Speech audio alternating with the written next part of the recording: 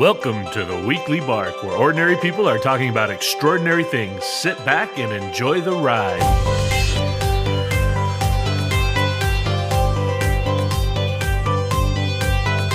The Weekly Bark. All right, I want to talk a little bit this week about there's an old poem I'd read once, and so I want to kind of start with this poem. It's by Robert Frost and it's called Mending Wall. And the crux of the poem is there's these two neighbors and they live next door to each other and they have this fence that goes between their properties. And it's one of those New England style fences. And they build this sort of rock wall between the two property lines. And every spring they have to go out and rebuild this fence between the two properties because over winter something knocks this thing down. And they don't know what it is. It's some anomaly with the water freezing or whatever. And it knocks these walls down. And so every spring is mending time. And so these two neighbors, they walk amongst each other, with keeping the wall between them as they go and rebuild this thing every spring. And the one neighbor always uses this phrase, good fences make good neighbors. And it's like his dad's phrase. And the narrator of the poem is kind of contemplating this idea is, do they really make good neighbors? Do we really need fences? I mean, it makes sense if, I had, livestock or something, but in this case, he had apple trees and his neighbor had pine trees. Nothing's crossing over each other's property lines. One of the lines in the poem is, if I were to build a wall, I'd ask what I was walling in or walling out. And it got me thinking about this essay that a man named Aldous Huxley wrote. And you probably have heard of him before. He wrote Brave New World. He wrote a ton of other stuff that more important than Brave New World is. And one of the things that he wrote that's really famous is an essay called Words and Behavior.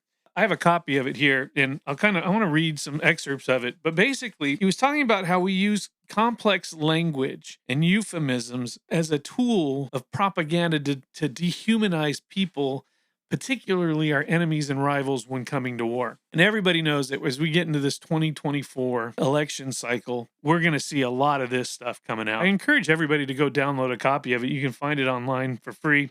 It's called Words and Behavior. It's by Aldous Huxley. But basically, what he wrote this in 1939 in between the world wars. And so what he was talking about is when we dehumanize somebody, we're denying a group of people their full humanity. We use these personifications in politics to boost our ego, to blame foreigners for our own problems, because it's easier to hate a person than a concept. So like if we have a concept like poverty or inflation, well, if we can blame it on a person, if we can personify the enemy, then it's easy for us to hate that enemy. Well, it's the Democrats' fault or it's the Republicans' fault. It's their problem. Then we can hate that group almost extensively because that's easy to do, when in reality, it's a complex problem. So we personify abstract concepts. We'll do that to boost our own ego, especially when we're going to war. One of the places where I've seen this rampant in our media lately is the war in Israel. When Hamas, committed their atrocious acts, the common question in the media was, what's a proportionate response? And this word proportionate response is really troubling to me, and it should be to everybody. Because what we're really asking with proportionate response is, how many innocent people are we willing to take out, to kill, to bomb, to maim, to destroy, to get revenge against Hamas for what they did to Israel? That's what that question's asking, but we don't ask it that way. We don't ask how many, babies are we willing to kill? How many old people and women are we willing to take out? How many hospitals can we take out trying to get Hamas? We don't want to ask that question because that's icky. So we say, what's the proportionate response? And then as we start to define that abstractly, by the way, then we can feel okay about it. Our ego is preserved because we're not actually talking about human beings. We're talking about a proportionate response, as if we were, we had a cockroach infestation and we need to go and use a proportionate response to get rid of that. So it's easier in terms of when we have an abstract problem to personify it. So we have somebody particular we can go after. We can use our emotional states to direct it as at a person instead of the abstract idea. A couple of examples that Huxley says in his article, and I'm going to quote him here. He says, we know that harming or killing men and women is wrong, and we are reluctant consciously to do that which we know to be wrong. But when particular men and women are thought of merely as representatives of a class which has previously been defined as evil and personified in the shape of a devil, then the reluctance to hurt or murder disappears. So Mr. Brown, Mr. Jones, or Mr. Robinson are no longer thought of Mr. Brown, Jones, and Robinson, but they're rather thought of as heretics, Gentiles, barbarians, Huns, communists, capitalists, fascists, liberals, whatever the case may be. He goes on to say, when they have been called such names and assimilated to the accursed class to which the names apply, Brown, Jones, and Robinson cease to be conceived as what they really are, which is human beings, and now become for the user of this fatally inappropriate language mere vermin or worse, demons who it is right and proper to destroy as thoroughly and painfully as possible. It is easy to harm or kill someone when you see them as a monster and not a person. This happens when we label whole groups of people as evil and forget that they're individuals with names and faces. Leaders love doing this because it lets them avoid the moral question of hurting others. Their propaganda turns enemies into symbols and not human beings, making it easier to justify violence. But remember, everybody deserves basic decency, and no matter what labels somebody throws at them, we must all maintain our humanity in dealing with each other. We may disagree on a plethora of subjects, and that's okay. And that's healthy, actually. It's when we disagree and we have these conversations, we can challenge ourselves. Many of my political beliefs have changed over my lifetime because of conversations, not in spite of them. And it's because I've been able to have open dialogues or listen to people having open dialogues that I can evaluate certain things that I used to think were sacred cows. And then over the course of time, if those sacred cows didn't hold up to scrutiny, if they wouldn't withstand the argumentation, then I had to change my ideas. And by the way, that's okay. There is nothing wrong with that. And in fact, one of the things that freaks me out a little bit is when we have this blanket support of people because they're a representative of a party that we've deemed holy or we've deemed righteous, and we'll turn a blind eye to the negativities that come out of that party or that structure. When in reality, on the other side, conversely, we'll look at the other side of our viewpoints as being purely evil on all points, even when they make sense. And that's a place where we could start to go backwards. One of the ways that propaganda is so damaging when we dehumanize each other is because of this emotive language. It plays on our emotions. It's pathos oriented. It drives fear. It drives anger and hatred. They're evoked through loaded words and vivid imagery, to make these stupid stereotypes and generalizations where we generalize complex groups, where we tell people to stay in their lane, or you can't be part of this conversation because you're not X, Y, and Z. And what we do is we try to shut down the conversation. We want to dictate terms, or then we'll say if somebody else is arguing with us and we don't want to hear what they have to say because they're challenging our notions. And we use these words that have very strong emotional appeals with them. It's an us versus them mentality, creating an in-group and an out-group dynamic, and it reinforces this division while we demonize the other. We use these euphemisms and doublespeak all the time, whether we call people, Trumpers or libtards or fascists or communists or socialists and all these things that are these abstract ideas, and we don't treat people for what they really are, which is human beings.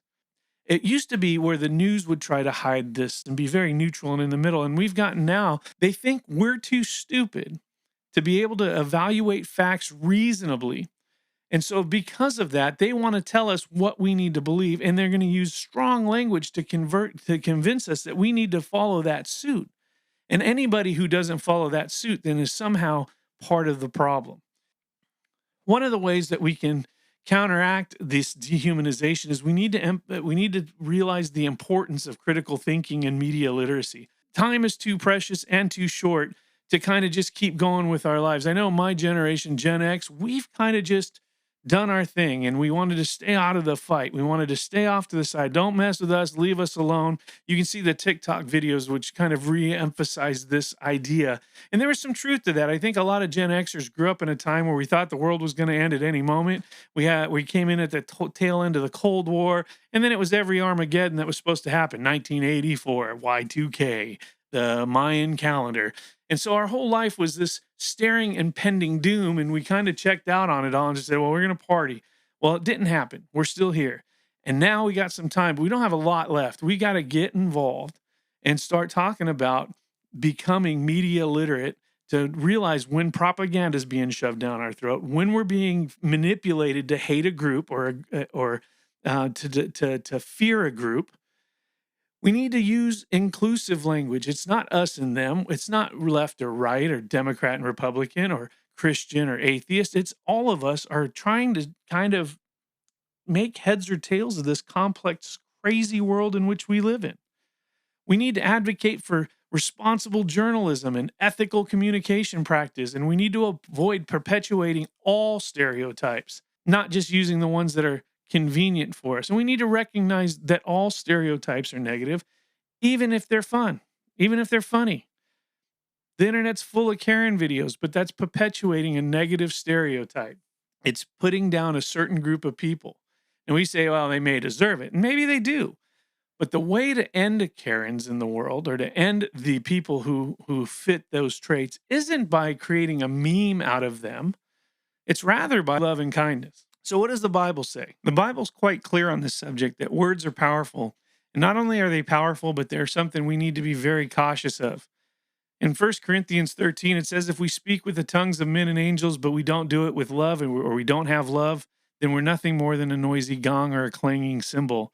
Everything we should speak, and we should speak to each other, should be from a place of love and gratitude, of mutual respect and dignity. It shouldn't be to rip people apart, but rather to edify and to pick people up. So don't try to use complex language and flowery overtones to confuse other people when you don't really have an answer to a question. Let your yes be yes and your no be no. Beware of taking strange oaths. In Colossians 3:8, but it says, put aside your anger, wrath, malice, and slander and abusive speech from your mouth. Get rid of it. In Ephesians, it says, there must be no filthiness and silly talk or coarse jesting, which is not fitting, but rather the giving of thanks. Jesus says that it's not what goes into the mouth that defiles the man, it's what comes out of the mouth that defiles the man. We need to keep that in mind as we speak, as we joke, as we use language. Be very cautious about how we're affecting other people. In Ephesians 4:29, it says, let no unwholesome word proceed from your mouth, but only such a word as is good for edification according to the need of the moment, so that it'll give grace to those who hear. Anyway, there are many, many, many more verses in the Bible that talk about our speech and our language. The crux of it is as we get into this season, we want to avoid all of these sort of negative stereotypes. We want to avoid rendering human beings less than human by making them a representation of a group or an abstraction of evil. We want to listen to the people that we disagree with and then engage in conversations, because most people want the same things. We want a safe place to live and raise our children, contenting existence where we have meaningful work and employment. We want our children to be safe at schools. We want to be able to have the basic necessities of life and health care. We want peace. Nobody wants war. And so if we focus on those things, now, while we may disagree on some of the ways in which those things can come to pass, and then go from there to work together to make a better tomorrow. We need individual and collective vigilance against the manipulation of language for harmful purposes. We need to offer an outlook for the potential of language to build bridges and foster understanding and to promote more than just a humane world. So, in conclusion, we want to understand that words have power, and that power is important, and we need to use it in a proper way. We know right now that people are struggling, they're hurting. Loneliness rates are higher than ever before. Suicide rates are higher than ever before. Substance abuse rates are higher than ever before. We want to use our words to bring in a collective vigilance against the manipulation of language for harmful purposes. We want to bring in inclusive language that makes people feel like they belong to a group. We want to offer hope to the hopeless. We want to give praise to people who need praise. We want to give a kind word to people who are going through a rough time. We can use language to build bridges, or we can use languages to burn them down. And we need to use language to build the bridges, foster understanding, and promote more than just an inhumane world. Huxley ends his essay by saying this, and I'm going to quote him. He said, dictators talk little of persons and much of personified abstractions, such as nation, the state, the party, and much of depersonified symbols, such as capitalists or socialists or communists or whatever. The stupidity of politicians who talk about a world of persons as though it were not a world of persons is due to their own self interest. In a fictitious world of symbols and personified abstractions, rulers find that they can rule more effectively and the ruled than they can gratify instincts which the conventions of good manners and the imperatives of morality demand that they should repress. To think correctly is the condition of behaving well. It is also in itself a moral act. Those who would think correctly must resist considerable temptations. And I would urge us all as we move forward, spread love, embrace truth, and walk in grace. Until next time.